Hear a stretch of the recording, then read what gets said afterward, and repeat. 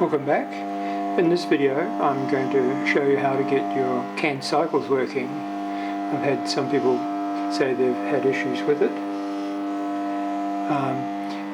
I've made a little program to demonstrate how to do it properly, and before I do I should just go through and explain the setup.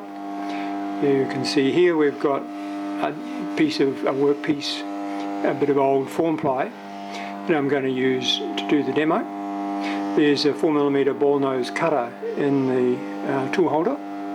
I've got my tool setter here, and I'm going to set it so that this face here is the datum face. So what I'm going to do is wind it down onto the tool setter. You'll see the tool setter, I'll zero it there. And in the machine I'll set that height as being 50mm, which is the height of the tool setter. So now we're ready to run into some of the programs. So here the machine's sitting in the tool change position, and it's going to go and drill a hole using the pecking routine, 2mm deep. Now you'll watch as it moves to start with. It'll do an XY move first and then a Z movement, and it's programmed to stop 2mm above that surface, which I'm calling my safety distance.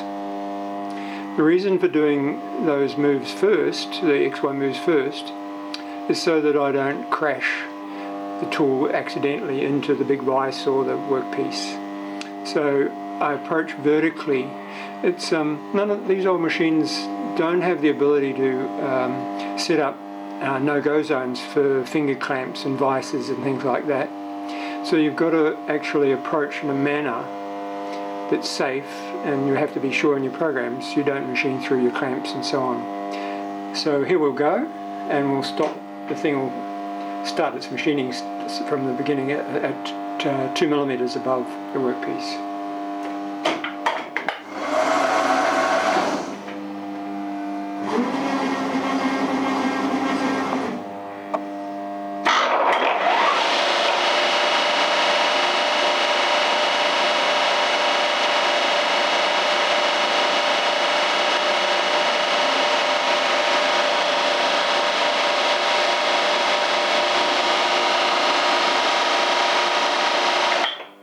And there it is.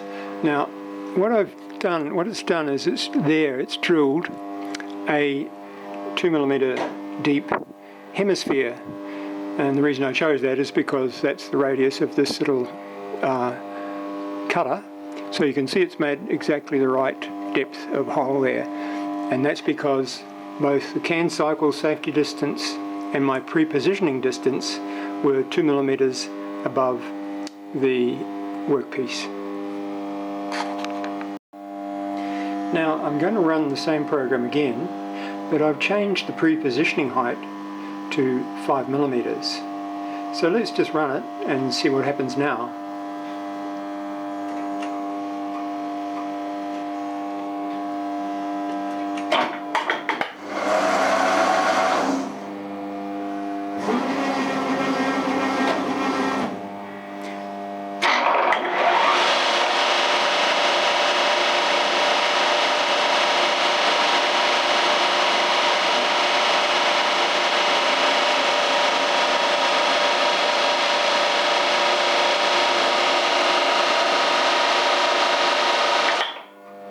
Okay, if you saw that, it went to sitting 5mm above the workpiece, and then it milled down and it didn't actually touch the workpiece because it's now 3mm higher than it should be. So that's why you should make both the prepositioning height and the can cycle height for safety distance identical. And now we'll run the program again. I've shifted the XY position a little bit so we can see it drill a new hole. I've set the safety distance at 2mm in the prepositioning move, and I've set the safety distance in the can cycle at 5, or -5 in the can cycle. That's the way they do it. So let's have a go and see what happens.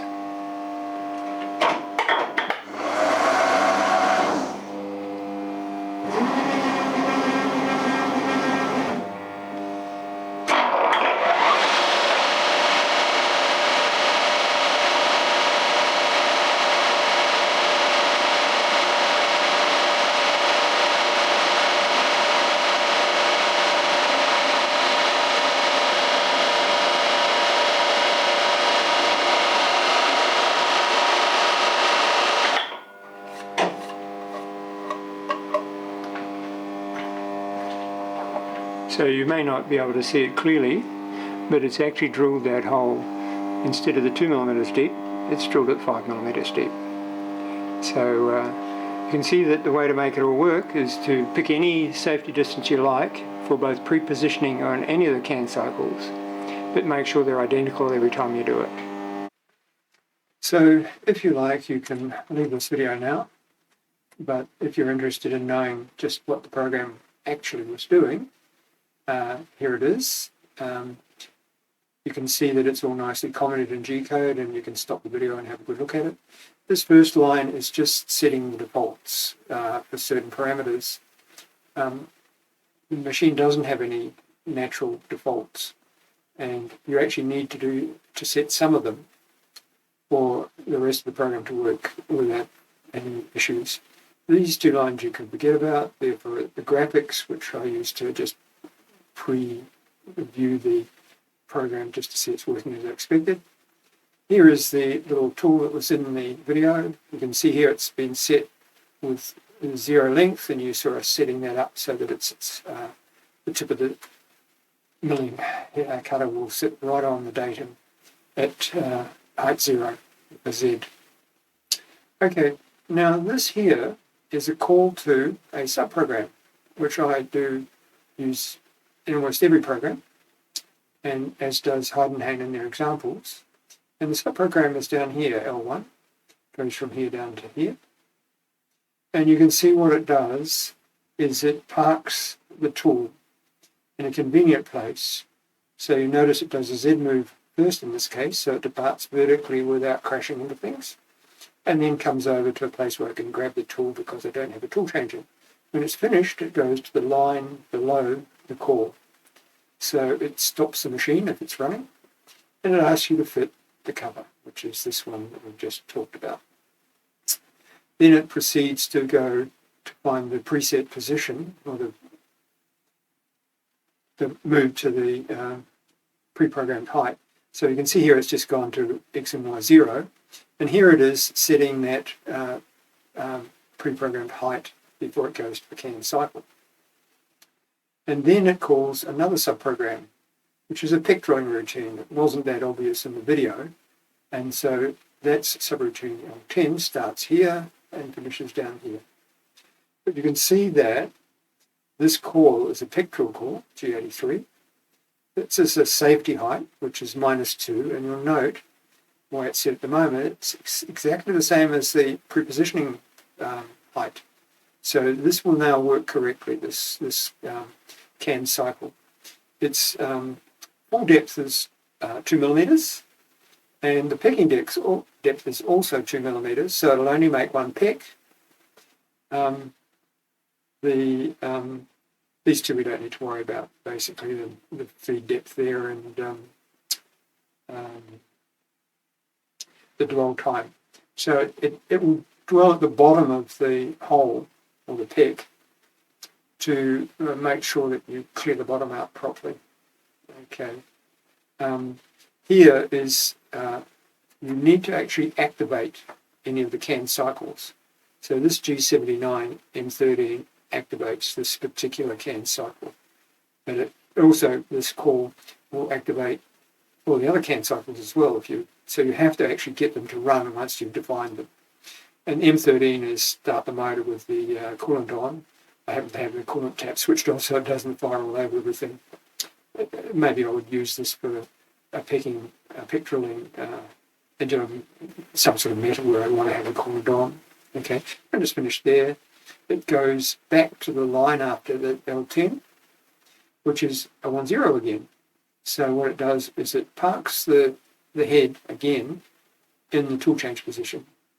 It comes back to the line after, which is stop everything, and the MO2 means actually go back to the first line of the program up to here. So that's the entire program to demonstrate this issue. And again, I'll just point again, labour the point. This to here is the depth, the safety height, sorry, and this one here is the same. And when you do that, it will get all this correct. If they're different, the depth of the drill height, or the lack of a drill height, little cut up in the air will become apparent. Okay, that's the end of the video. Thanks for bearing with me and getting to the end of this, and maybe I'll think of something else to discuss.